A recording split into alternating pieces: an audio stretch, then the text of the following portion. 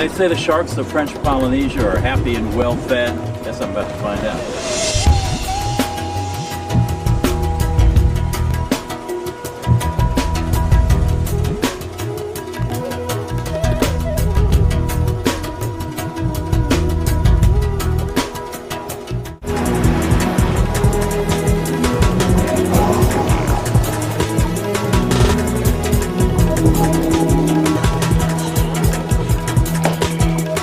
Welcome to, I don't know how many months we've been doing this. Since COVID started, this entire webinar is thanks to COVID.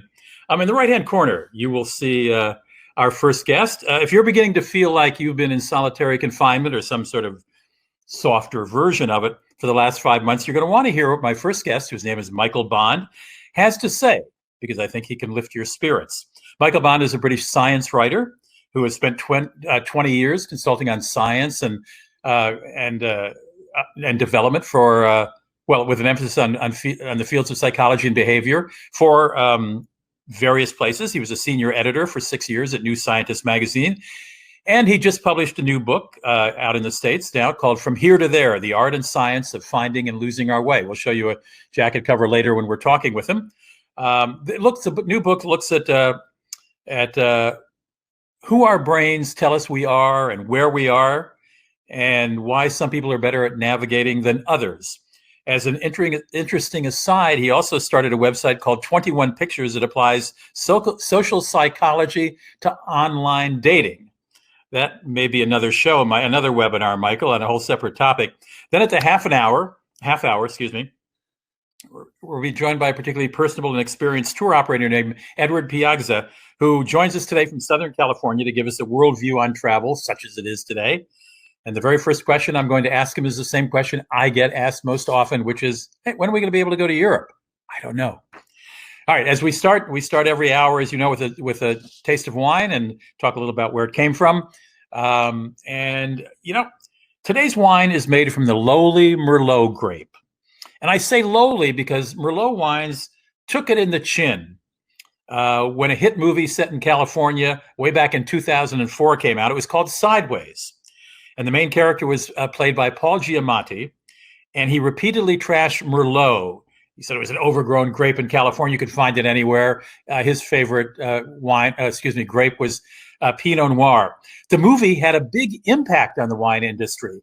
A study by Sonoma State University found the movie caused not only the sales of Merlot to slump, but also the prices that growers and vintners and wineries got for their wine. But it did boost the status and sales of Pinot Noir quite a bit. So this is a label from a company called Naked Wines. And Naked Wines purports to be a company that will sell you wines directly from independent winemakers at cheaper prices because it doesn't go through a wholesaler and then to a retailer and then to you. So there are a lot of, I barely recognize any of the names on any of the wines that Naked Wines sells. The only reason I even know about it is a few days ago, I got a email saying we'll sell you 6 bottles of our wines, different wines, for $36. That's $6 a bottle. And if you don't like any of them, we'll give you your money back. So I gave it a try, and this came up. This is a wine called Iaconis. And the grower is a guy named Iaconis, who was studying to be a rocket scientist before he got somehow captivated by wine. And like many others before him, he went to the UC, University of California in Davis, and got a degree in winemaking, and is now making his own wine, makes several different varieties. So I'm going to try it. This is the lowly Merlot, the one that they all laughed at. Merlot is making a comeback because it's generally a very easy drinking wine, easy drinking grape. So let's try this guy from Naked Wines, an Iaconis Merlot. We'll check it out, see if it's worth drinking, and I'll sip it during the show. And $6 a bottle. How bad could it be?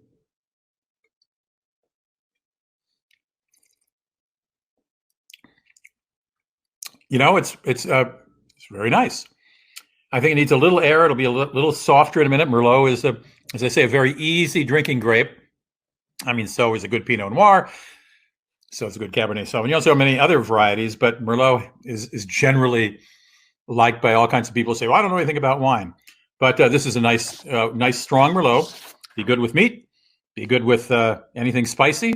I'd recommend it. You can look up Naked Wines at I think it's nakedwines.com and see if it interests you. I believe the bottle is $17 at Naked Wine, and I think they say it retails for $27, but I don't know it must sell retail somewhere. Anyway, enough about wine. Let's get on to being a captive in your own home or in your own block or your own neighborhood for the last 5 years with our guest, Michael Bond. Michael, welcome to the show. Thank you very much. If there was a capability, I would send all my guests a bottle of wine to begin too, because, unfortunately, the guests come in, they have to watch me taste a wine and go, I don't have any wine here. So I should have warned you. I feel like running into the kitchen and getting a glass, but I presume if you're English, you have some claret around. Yes. We reach Michael. Are you in London, Michael? I'm actually in Hampshire, west of London, in the English countryside. Lovely. What a nice place to be right about now, I would imagine. This is Michael's new book, his book jacket, From Here to There. We'll talk to him about that as we chat. But what caught me was a piece that was adapted from his book in the Wall Street Journal, in which Michael talked about how our brains relate to movement, travel's movement. Michael, why don't you explain the thesis of how important that movement is to our brains and how it affects, how it colors our perception of reality at any given time?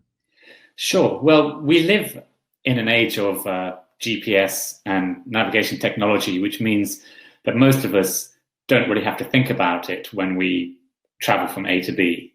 And it's easy to forget that navigation and finding our way was one of the earliest, most essential cognitive functions. If you think back to the era where modern humans were evolving, hundreds of thousands of years ago, our ancestors were living in a vast, unexplored landscape, and to survive, they had to find their way around. And there's evidence that they traveled hundreds of miles between different communities. To do that, they would have had to have developed some very good skills for remembering the places they went through and being able to navigate, point their way back home, and all this. And our brains have retained these skills, even though we don't often use them today. There are cells in a part of the brain called the hippocampus that are sensitive to where we are, and another group of cells in that area that tell us what direction we're facing. And there's another set of cells that will tell us how far we've traveled and in what direction. So we have this capacity to find our way in unfamiliar environments and to remember it. Most of us don't use it the way our ancestors did, but those skills are still there, and they've always been fundamental and essential cognitive functions.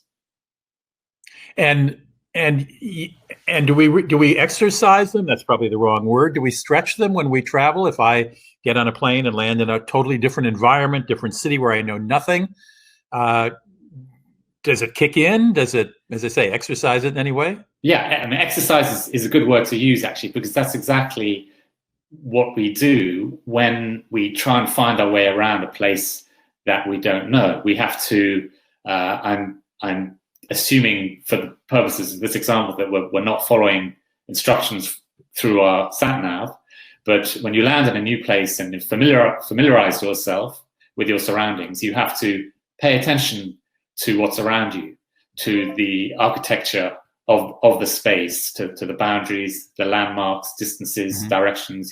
And as we're doing that, and as we're moving through that space, those spatial cells in that central part of our brain are firing, activating all the time. And so it literally is exercising our brain.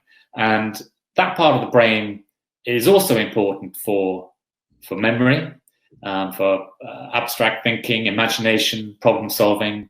So those spatial cells that are used in navigation are also used in other cognitive functions. So it serves to exercise them, to keep our brains healthy.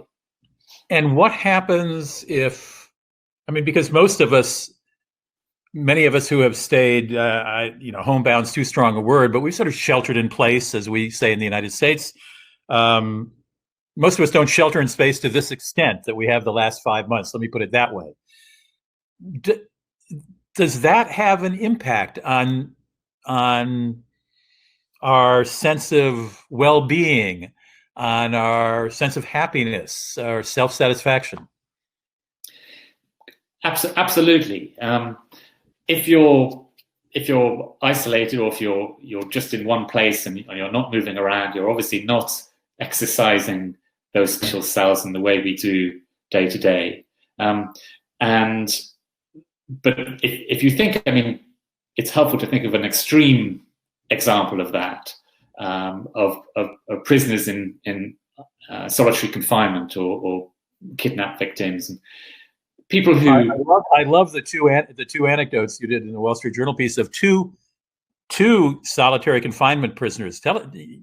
Be specific on that was amazing what you told. How long these guys spent in solitary confinement and emerged sane, amazingly. Right. Well, most people who are in solitary confinement do not emerge particularly sane. It has a potentially catastrophic effect on our minds, and it causes obsessive thinking, delusion, paranoia. But some people manage to come through that experience quite successfully, and what they tend to do is exercise their imagination and imagine themselves in a space, or think of spatial problems to solve. So the two examples you mentioned, there's one, an Iraqi nuclear physicist who was imprisoned by Saddam Hussein because he refused to work on his atomic bomb program. And so he spent 10 years in an Iraqi prison in solitary confinement. And he said the way he coped with this was to dream up mathematical problems and try to solve them. And maths is a very spatial exercise, if you like. For 10 years.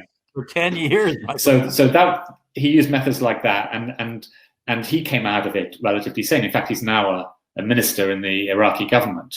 Really? There's also another example.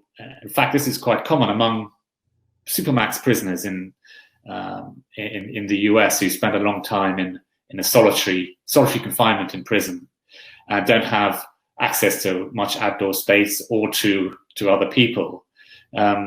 There's the example that you mentioned with someone who would conjure up these scenes in his mind of where he would be perhaps sitting on a bench in a park in a big open space.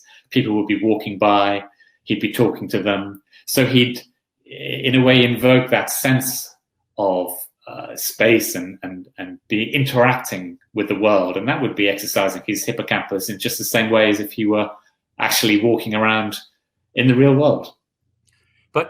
But for years, so this is, first of all, it's a very conscious thing that they did. Mathematician, the American or the supermax prisoner who imagined he was in Hampshire in England for walking through the lovely fields. This is a very conscious thing to do for year after year after year, day after day after day. This requires discipline. Well, I think it requires great discipline. But if you revert back to our own situation today, people who have been shut in their own homes or confined, that principle still applies, because you can navigate, you can be a wayfinder in your mind just by thinking of yourself, reenacting journeys through places that you know, or imagining yourself in a space, and in just the same way that those examples we just gave, and that is exercising that part of your brain. It is, and it's certainly good for our mental health. There's a taxi driver I know of in London who just retired. She's 80 something, and she said she's having trouble sleeping at night. So what she does is imagine herself making those journeys through London that she did when she was driving her taxi. Oh, my goodness. And that becomes a sort of a relaxing thing for her, and it's something. It's a positive experience, and it's possible for any of us to do that. It does require some discipline. And you're suggesting that if we're feeling trapped in our homes, or that it might be a mood elevating thing to do now and then, just to sit somewhere quietly, maybe close your eyes and imagine I see an old friend of mine, Cindy, in San Miguel de Mexico right now. Imagine you're in a place other than where you are, a place that's pleasant to recall, or to even if you haven't been there, you've seen it in a movie, you've read about it, you've heard about it, so you sort of imagine it. That you're suggesting that could be mood elevating. Well, I that's a good question. Is it mood elevating? I guess I'm talking about a more long-term effect of keeping that part of the brain that is essential to our cognitive health, keeping that active. And humans are spatial creatures. We've evolved to interact with space, and if we don't have access to that, evidence shows it can have a negative effect. So, imagining yourself doing this kind of journeying can be good for our mental health. The evidence suggests it's a useful thing to do, and it is exercising that essential part of the brain. Those same spatial cells are activating as you're doing it. We have a comment from Gloria, who says Zoom/internet meetings may help to allay the feeling of isolation. How do you react to that? Absolutely. Really? I mean, I say that without actually looking at the scientific evidence, but I think if you're isolated, any kind of social contact is going to be useful. I mean, there are certain things you don't get through a Zoom call, a video call, body language. It can actually be quite hard work to understand what people are thinking and feeling on a Zoom call, because you don't have access to the full range of expressions in their body and how they are if they're in the same room. But it's certainly useful. Well, it also, I mean, you're coming to us from the UK. I'm in St. Paul, Minnesota. Not a lot of people are imagining they're here, probably, but and we have people saying hello from Mexico, from all kinds of places here of the 100 or so people who have signed in early. And just that stretches my mind. I mean, the thought that this, your little computer top is linking me to an interesting person in England and people from all over the world, that alone makes me think larger thoughts than I do in the average day in St. Paul. Yeah. Well, that's something we've all learnt about, isn't it, over the recent weeks and months. Yes, I mentioned my second guest is a really interesting tour company operator from California. Been doing it for a long time, and I'm going to ask him, when can we go back to Europe? I'm poised to ask you that at all times. I know you don't know, although I guess we can come to the UK as Americans if we're willing to quarantine for 2 weeks. So your book happened to come out at a fortuitous time, but your book takes a larger view than just simply what happens if there's something called COVID around and you're trapped in your neighborhood or your home. Can you expand a little, tell us a little more about from here to there? Yeah, well, the book it takes a broad look at the wayfinding navigational abilities of humans and how they evolved, how we use them today, and it looks at, for example, why some people are better at finding their way than others. Why is that? Well, that's is it genes? I mean, did we inherit? Were our forefathers better hunter-gatherers when it came to directions than the neighbor in the cave next to him? And there seem to be various reasons why some people are better than others. A lot of it has to do with where you grew up. People who grew up in the countryside outside of the city tend to be a little bit better at navigating as adults than those who grew up in cities. And the reason for that is because as they grow up, it's a little bit harder in the countryside to retain those spatial memories and to work out where you're going or where where you've been because there are just fewer straight lines, and you're literally exercising your hippocampus more. In a city, there are more straight lines, roads go parallel, so that helps you. It's also people who grew up with a sort of free roaming, free ranging childhood who were allowed to wander out from their homes as children and explore and find their way that way, make it up as they went along. They tend to be good navigators as adults, and those who didn't have access to that kind of free ranging childhood as they grew up, potentially more anxious when it comes to exploring new places. Interesting. How have scientists measured this? Well, that what you have to do is ask people about their how they grew up and the kind of range that they were allowed to wander, and then you test their navigation abilities. I guess that's what I'm asking. How do you test their navigation abilities? Yeah, so there are various ways of doing it. And one way is to literally let them out into an environment that they don't know on a campus of a university or something, and ask them to move around, and then ask them to point back to where they came from.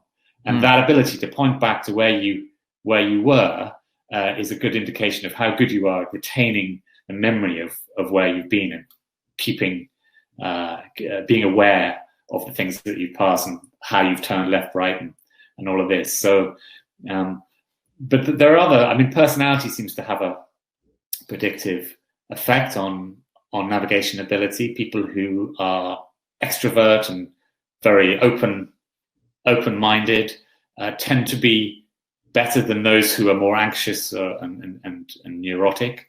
And the reason for that literally is because to be a good navigator, you need to be looking around. You need to be open to the information that you're getting around you.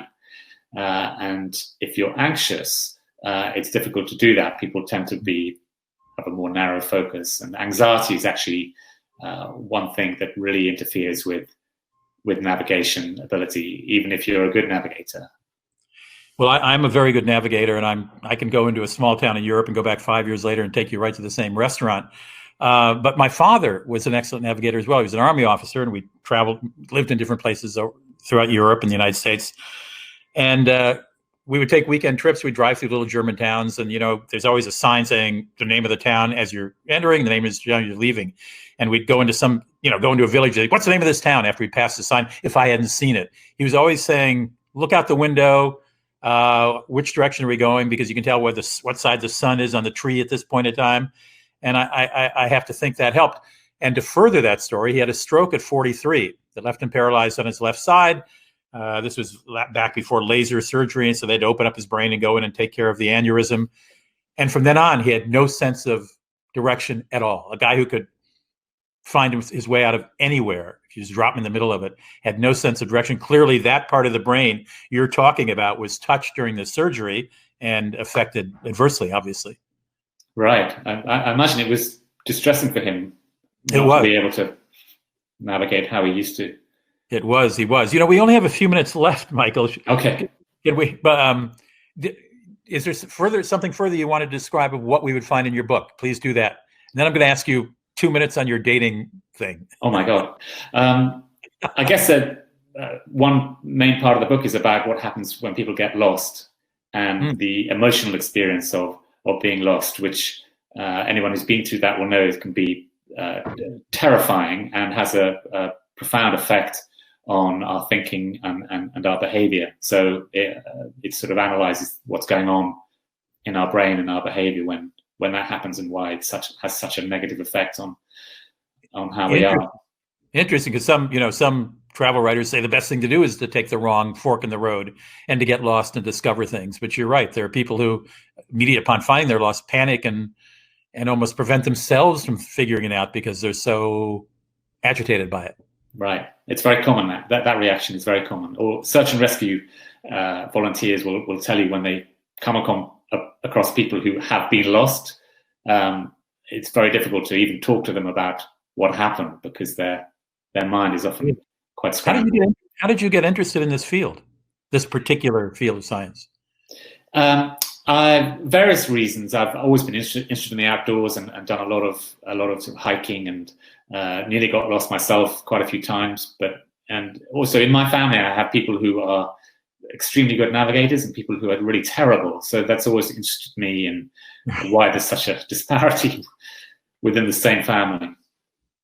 And okay, so we have 5 minutes left. So it's at some point, I don't know. I didn't look to see if this website is still up. What is the website?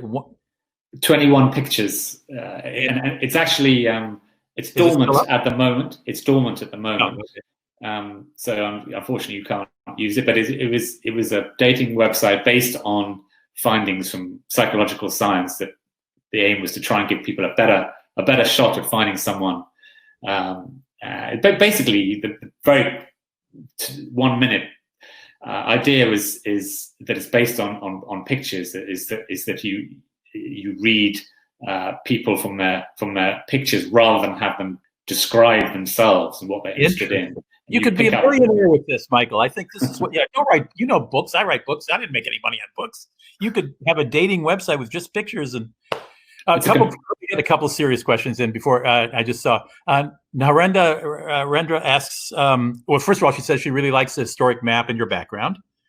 And Karen feels her dog has built-in GPS, which I think she asks, do animals display a higher adaptation to navigation than humans?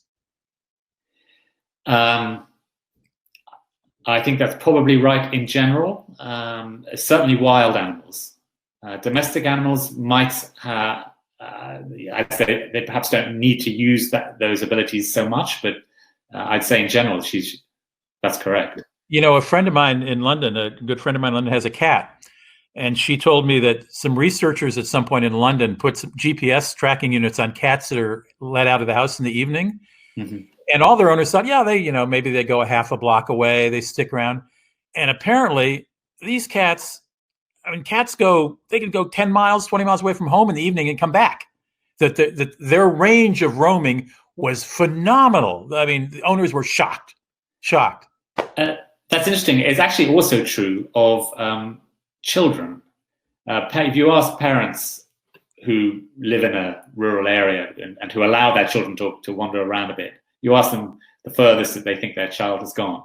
They will generally underestimate it by a factor of 2 or 3. Children tend to travel further than their parents think they do.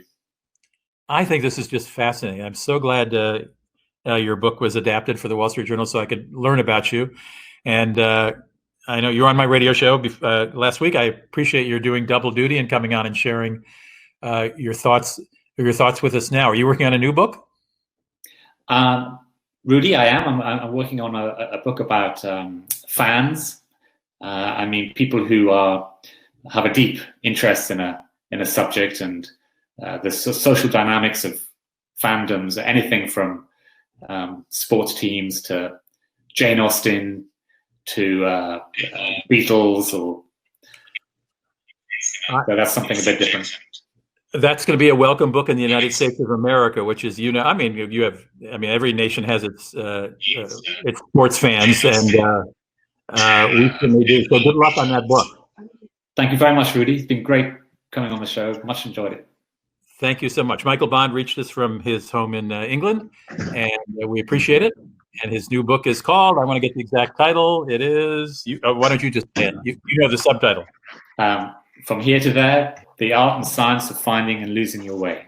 It's available now in the United States, just came out. Michael Bond, I think that's an easy name to remember. Bond, Michael Bond. He hears that all the time, I'm sure. Thank you, Michael. Take care. Thanks, Rudy. Goodbye. I see our next guest has entered the room. Welcome to Edward Piazza. I've never had to say your name before. Edward, am I pronouncing it correctly? Well, we lost Edward. Michael's still here. Rudy, you got it right. Piazza. Oh. Right. Welcome to the show, Edward. Yes. Do you have me? Edward Thank you so much. Edward is the founder of a Southern California-based tour company that has been in business for decades and runs tours all over the world. And we were on a Zoom thing together not long ago with a bunch of travel, something sponsored by the Society of American Travel Writers, I think. And I was impressed by his energy and his knowledge, and just liked the guy and wanted to have him on. And I promised everybody my very first question, Edward, would be, when can we Americans go to Europe? Because that's the most often asked question I get. How do you answer it?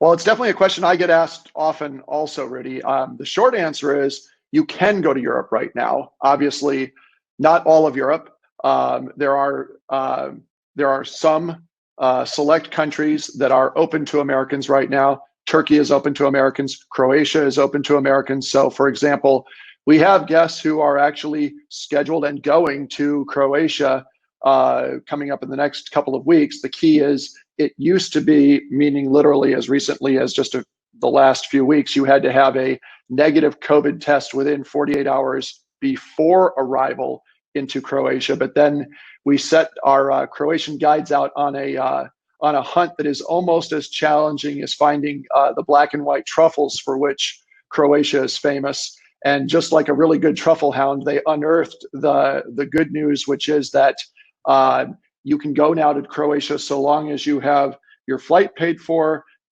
your tour or arrangements paid for, and you've paid for a COVID test on your arrival. And then you get a COVID test right on arrival, and within 24 hours, you get the results back delivered to your phone or your email. And so long as you test negative, then you are not quarantined. So there are places where Americans can go to Europe. Now, more broadly, to your question of, okay, that's fine. There's a couple of places that are open. What about travel Edward, to Europe? Let me stop you there for a moment. First of all, I noticed today that numbers are shooting up sharply in Croatia. And a friend of mine who's familiar with the country said, I don't know how much longer we're going to be able to take tourists. So you might want to, I know you'll know about that. But before you talk generally about what you're talking about, I know we can go to England if we're willing to the UK, if we're willing to quarantine for 2 weeks. If one does that, can one get on the Eurostar and go over to Paris then with an American passport? No, first of all, that would be irresponsible, right? So whether they're actually able to contact trace you, specifically where you're going, the way in which, for example, we have some very good friends who I'm going to use a different place in Europe as an answer to that question. So we have very good friends who are a count and countess in Tuscany. They own a villa hotel, and the idea is, hey, why not quarantine with the count and countess? If I'm going to have to quarantine somewhere, 2 weeks at a villa hotel in Tuscany, not such a bad idea.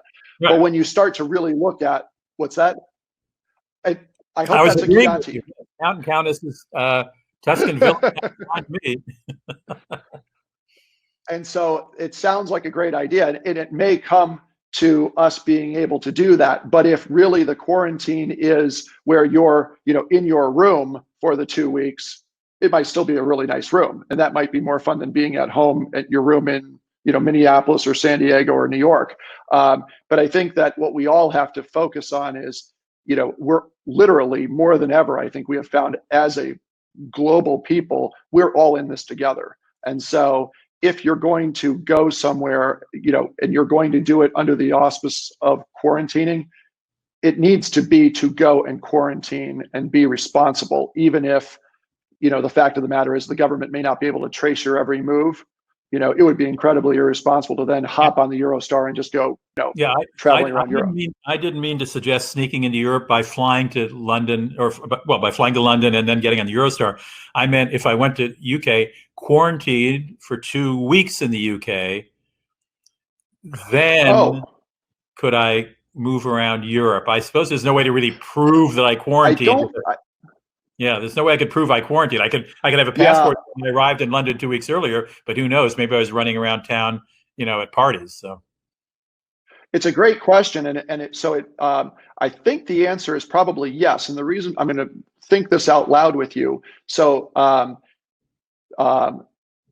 for example, we're running a number of our European trips, not just in Turkey or Croatia right now, including in Italy. Let's take, for example, we have a Sicily trip upcoming. It actually doesn't have any Americans on it, but it has 4 couples who are Brits on it from London. And it was a very funny way that it came about, because we got a phone call from London, which happens occasionally, but not that often in terms of guests. And it was a couple of the couples saying, "Hey, are you running your trips in Sicily?" And we said, "Sure." And they said, "Well, how are you able to do it? Because we were just on one of your competitors' trips, or scheduled to be, and said competitor had to call and cancel the trip with us." And we said, "Why did they cancel the trip?" And they said, "Well, because they couldn't bring their US guides into Italy in order to lead the trip." And we said, "Well, good news for you. Our guides in Sicily are Sicilian. And so they're already there." And so there's a travel corridor of Britain to continental Europe. And so what we're seeing is a little uptick in terms of guests originating from London, who actually happen to be British, who are making their way onto our continental European trips. Obviously not in the same number or magnitude that we normally see in terms of Americans going over to continental Europe, but it is happening. So I would imagine that if you went and you were able to really quarantine for 2 weeks in Britain, that you would then be able to make your way into Europe, because they're able to do so properly, lawfully, etc. Right. What I presume, that I started a very small firm, small travel company with a partner last year, and except we have 2 Christmas tours that are still on for the last week of November, first week of December. They involve Austria, Germany, and Switzerland. I don't know if we're going to be able to go on them, frankly, as Americans, and all our clients in this case are Americans. But everything for the rest of the year we canceled. Did you have to do the same with with your company?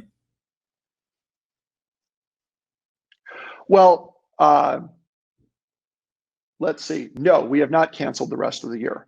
We're taking everything. So, because we have our guides all around the world, locally in the regions where they're guiding our trips, we're speaking to them multiple times a week, finding out what are the updates in terms of the epidemiology of the curve and outbreaks in the virus, so that we're knowing in real time what's happening in each of the regions where we're leading our trips. And we run trips in 100 regions in 50 countries on 6 continents. So it's a lot of conversations between our tour operations team and all of our guides. Right. But it's really fun. I mean, you really realize the community that is there. So, number one, we're looking to see what is the epidemiology of it going to dictate, right? The CDC, the WHO, the individual governments are going to determine when it is safe and when people are able to go and when borders are going to open. We, like you with your Christmas trips, I think, if you're in travel, you are sort of by nature an optimist, right? Because you see the value in exploring and whatnot. And so for our guests or your guests who travel with you and those who travel with us, they're looking to us both to see, when can I go? When is it going to be safe?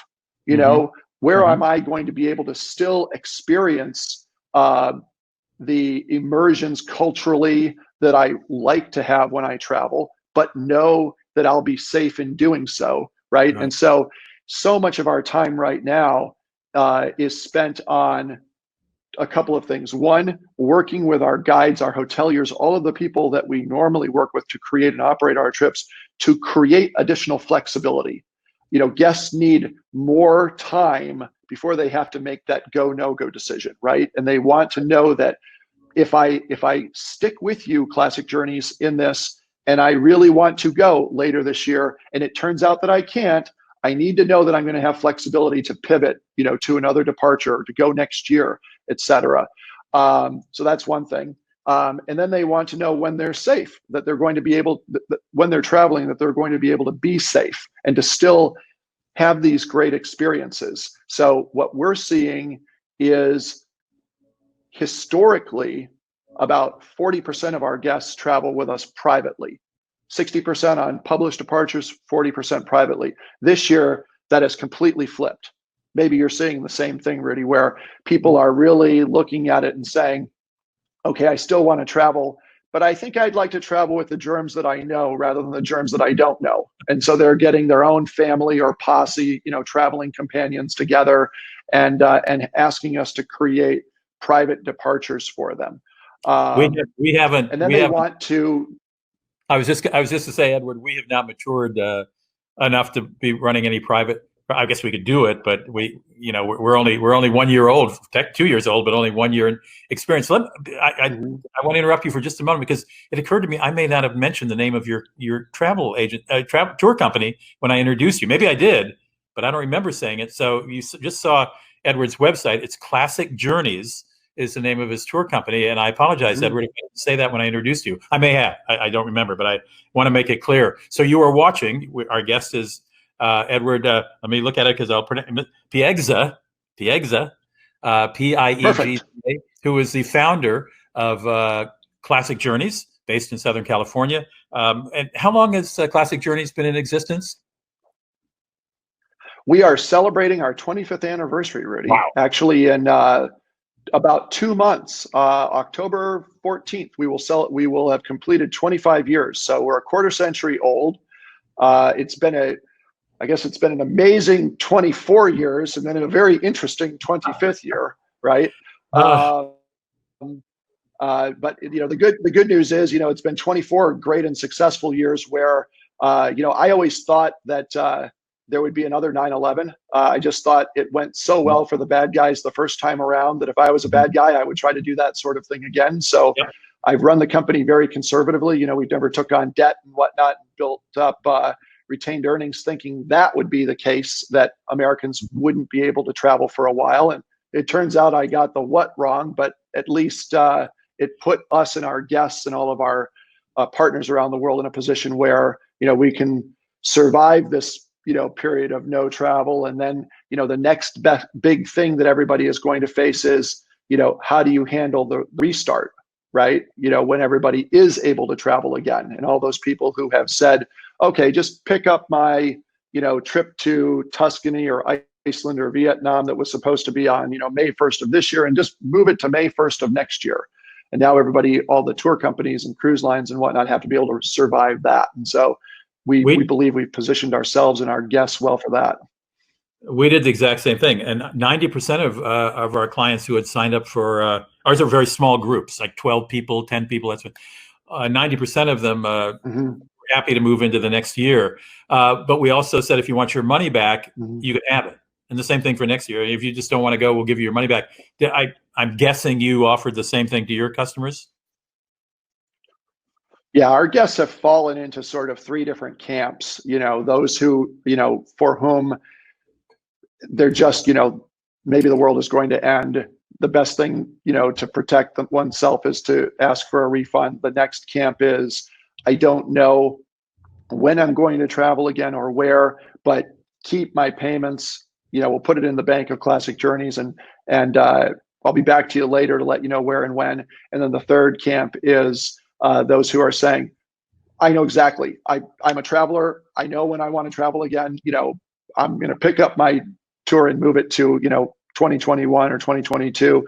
And then we pick up and move their payments to that. So yeah, it's a very similar sort of flexibility that one has to have, treating each guest as an individual and understanding what's going on for them and how we can help them. I don't think a lot of people know, if they're not in the travel industry, that when we take money for a tour, your company and my company, we're not allowed to spend that money until the tour is successfully over. It stays in the bank. So go ahead. Correct. Although my reference, so it's funny because I'm sure, I know that you're speaking to a lot of people in our industry. You and I being on the Society of American Travel Writers webcast together. I know you're talking to people like me, and I'm talking to other people that run tour companies and cruise lines and whatnot in the industry. And what's shocking is the number of instances where you find that, for example, there's a recent award list that just came out, and there's a company on that award list that has already vaporized since the awards came out within the last month. A very big British tour company, because they were not doing what you said is the proper way. The proper way is to treat that money as a liability. It is unearned income, right? And you cannot touch it or spend it for your current expenses. You wait until the person goes on the tour. And that's what we do at Classic Journeys. It's great to know that that's what you guys do as well. But there are companies that are not doing that. And what's going to happen is they won't either survive this period or they won't survive the big restart when they need to have that money in order to pay the tour costs for the people that are on tour with them. Right. I have some questions for you, but I want to run just for a little visual difference. You just made a new video celebrating your 25th anniversary. Let's ask Michael, our producer, to run that because it's very handsome and very well done. Want to roll that? Go ahead, Michael. Thank you.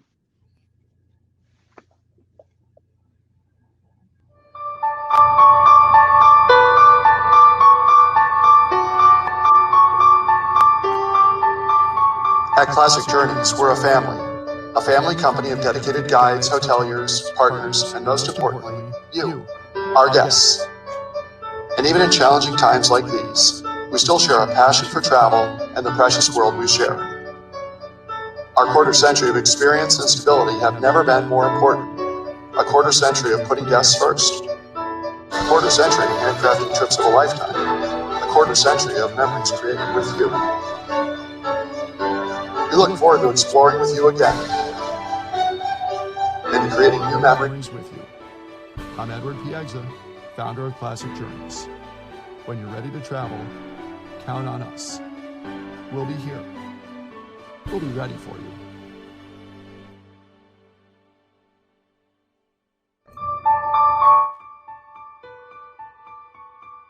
I can only take credit for shooting some of the video, Rudy. The actual production of the video was done by two of my colleagues, Kristen and Naomi, who are in our sales team and our marketing team respectively. And they're the ones that put the video together so beautifully and edited it. So I'm going to give all credit where it is due.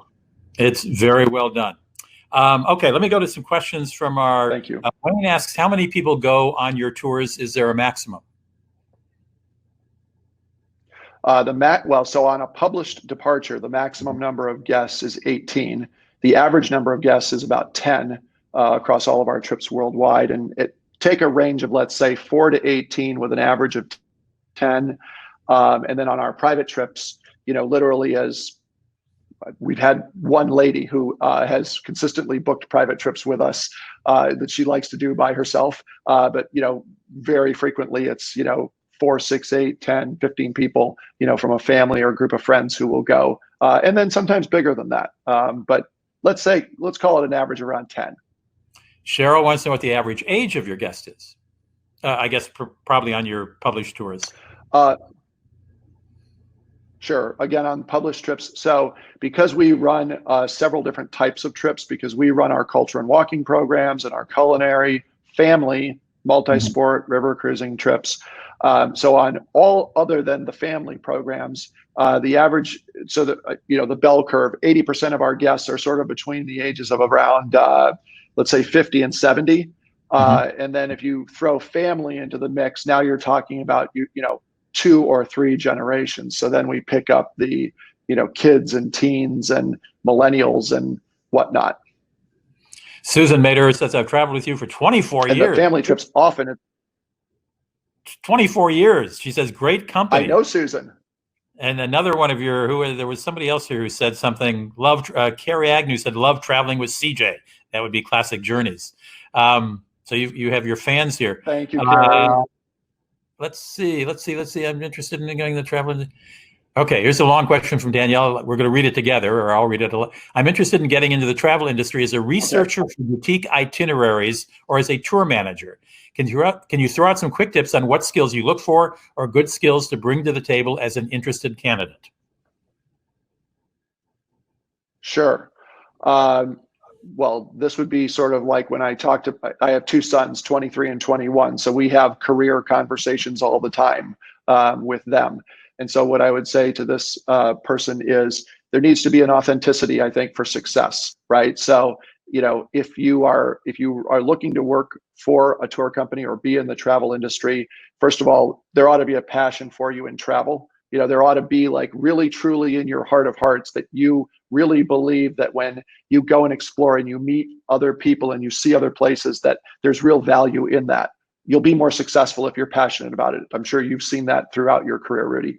The next thing is we look for people who are insanely good at attention to detail, you know, because what we're shooting for at Classic Journeys, you know, it'll pop up here probably in a moment on the homepage, is we run trips of a lifetime. We literally say that we handcraft trips of a lifetime for every guest on every departure of every trip, which means, you know, with the world's best awards, for example, with Travel and Leisure, our score is 98.5 out of 100. Well, you have to have a lot of people having literally a trip of a lifetime for the one or two people for whom it doesn't go perfectly, which means that not I, but my entire team in San Diego and then around the world have to wake up every day really thinking about all of the details all of the time, right? And so for somebody who wants to get into tour research and things like that, I would say, you know, look inside of your heart and see, am I able to sort of travel, but when I see other people having a great experience, do I get a vicarious thrill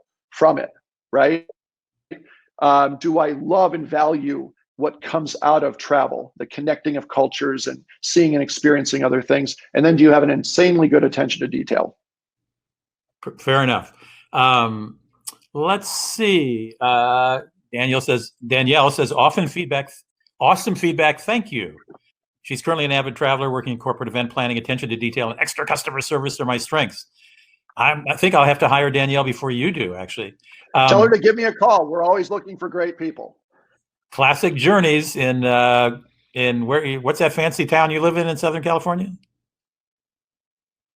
I live in, and our office is in La Jolla. So actually, not right now because I'm in my dining room, but normally I would be in my office, which is about a block from the Cove where the world famous SEALs normally make their residence.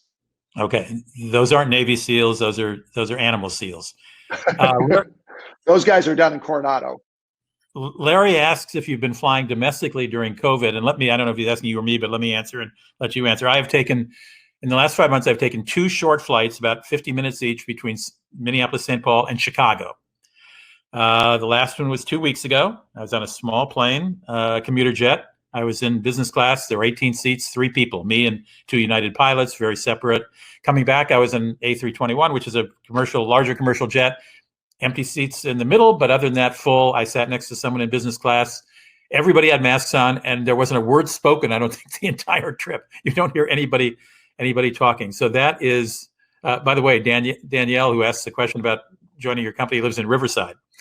So she'll be knocking on your door right after this webcast. So have you been flying? Have you taken any flights?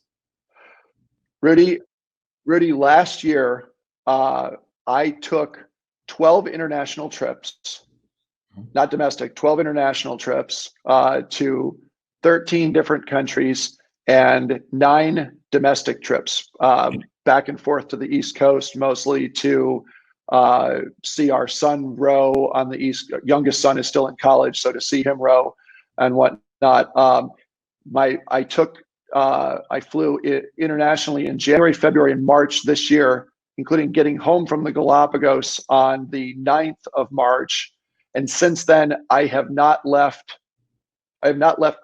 San Diego proper since then. It is driving me crazy. So we sent our son to Philadelphia to clear out his rental house with his teammates. He had the same experience you had, masked up, nobody speaking, little baggie of bottled water. But no, it's the first time. I can't remember not having been on a plane, going more than 3 to 4 weeks without being on an airplane. It's a very surreal experience for me. It is. I haven't stayed in one place like this since high school, I don't think. I mean, even in college, I traveled all the time because we had student fairs back in those days. By the way, one of your guides in South Africa from Cape Town, Clive de Bruyne, Clive, says he can't wait for you to return to Cape Town, that they miss you. Crystal asks, we miss everybody there as well. Yeah, go ahead. Say again. Please go ahead. Funny story with Clive, because he was guiding one of the last trips to take place as borders were closing, and he had a tour of Classic Journeys guests, and as borders were closing, and I remember we had guests, husband and wife from San Francisco, who were on a Virgin flight from Cape Town to London to San Francisco, and Virgin canceled their flights. And so Clive, working with our colleague Elizabeth and Brianna here in San Diego, he was literally able to get this couple the last 2 seats on the last BA flight out of Cape Town to London. And then they connected onto a Virgin flight from London to San Francisco. And as they told the story to us, they were the only 2 people in first class, other than a whole bunch of pilots who were being flown to San Francisco to ferry aircraft back to London. So kudos to Clive for being Johnny on the spot. At the same time, he was helping those guests. We had guests who were about to be stuck in Easter Island. And because we know the mayor of Easter Island, we were able to get them to accelerate our guests to the front of the line to get their flights to Santiago so that they could fly home. Otherwise, they would still be in Easter Island. Surprised to hear Easter Island has a mayor, but that's good to know. And I would just want to say to Clive that it's a good thing you got on that plane, because they'd still be in your extra bedroom right now waiting to get home. So that's exactly right. He was incented. A couple of people have asked the very question. I know they were another way of saying, when can we go to Europe, is, do you have a sense of international travel in February? Or things too up in the air? You know, when will there be a surge in travel? Generally, if you want to answer those 2 questions. Well, I mean, if you want to try to answer them. Sure. I mean, February. It's much bigger than the 60. It's certainly much bigger than the $64,000 question, right? It's whatever, the $64 billion question or what have you for the travel industry, because it employs 1/10 of all people in the world. And so, I guess the way I look at it is, I certainly do buy into wholly, and not just through rose-colored glasses, I believe that there will be a surge in travel. We both have seen it too many times through too many cycles that Americans are very resilient. Once we're able to travel, we as a population like to travel. We value travel. So will there be a surge? Yes, there will be a surge. When exactly will that take place? Will it be February? I'd like to think so, because there's 6 different companies or organizations that are in stage 3 trials with vaccines. And so, really, as I think we both would agree, the real key here is, when is the vaccine, right? When the vaccine comes out and it starts to get widespread availability and adoption, I think that's when you're going to see things happen. And typically, I think a statistic that we normally see at Classic Journeys is not going to stay in place when this happens. The average guest at Classic Journeys reserves 186 days before their departure of their trip. So basically 6 months. But the conversations that we're having with guests indicate to us that 2 things are happening. There are those guests who are saying, I'm going to stick a flag in next July or next December, meaning 2021, because I am sure that we'll be able to travel by then. So I'm going to plan way far ahead. And then there are those guests who are talking to us nonstop right now saying, what do you think? Can we get to Turkey by end of August? Where can I go right now? I need to go somewhere, domestic, international. I just need to go. So it seems to be this bifurcation of, I want to go right now, or I'm going to plant a flag a year from now. So I think it's not unreasonable to think that by the first quarter of this year, you could start to see more places open, because I believe that we could, not with certainty, but we could see, the vaccine being made available. And I think that, obviously that's going to be the game changer. And when it happens, I don't think Classic Journeys guests or people in general will plan as far out in advance as they normally do. I think they will say, let's go. Edward Piegza is the founder of Classic Journeys, a tour company that started 25 years ago. I appreciate your being with us, Edward.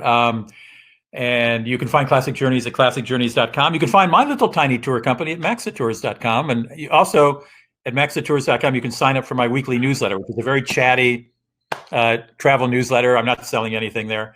But if you just go to maxatours.com and go all the way down to the bottom of the homepage, you can sign up for my free newsletter. Edward, thank you very, very much for joining us and sharing your wisdom with us. And I wish you a great Pleasure. 26th year in 2021.